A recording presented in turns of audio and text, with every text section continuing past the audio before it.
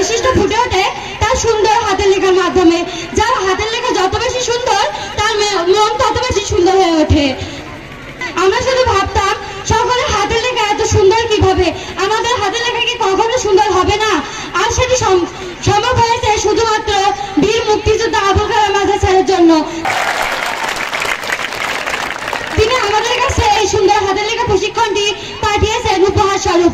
এর জন্য আমি তাকে জানাচ্ছি অসংখ্য ধন্যবাদ। আমরা কখনো ভাবতে পারিনি আমাদের হাতের লেখা এত সুন্দর হবে, তা ছিল আমাদের কল্পনারও বাহিরে। তিনি আমাদের প্রত্যেকটি অক্ষর এত সুন্দর করে শিখিয়েছেন যা বলে বর্ণনা করা যাবে না।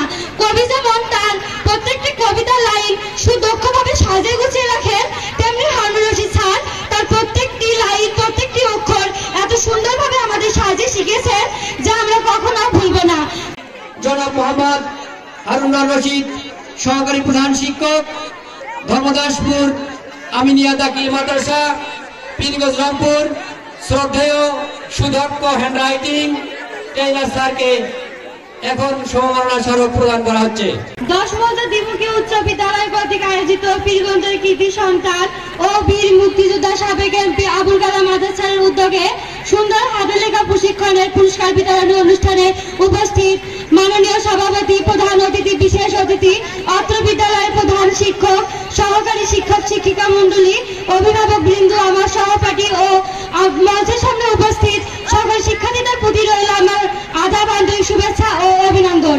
আজ আমরা এত সুন্দর একটি স্মৃতি বিজড়িত দিনে সকলে সামিল হতে পেরেছি একটি কারণে, আর সেটি হচ্ছে সুন্দর হাতের লেখা প্রশিক্ষণ। আবুল কালাম আজাদ স্যার এত সুন্দর একটি পরিকল্পনা গ্রহণ করেছেন, তার জন্য তাকে অসংখ্য ধন্যবাদ। তিনি এমন একজন মানুষ যার গুণের বিষয়ে বলতে বলতে হয়তো আমাদের বাক্য ফুরিয়ে যাবে, তবু তার বলা শেষ হবে না। তার বিষয়ে লিখতে লিখতে হয়তো কলমের কালি ফুরিয়ে যাবে, কিন্তু তার বিষয়ে লেখা শেষ হবে না।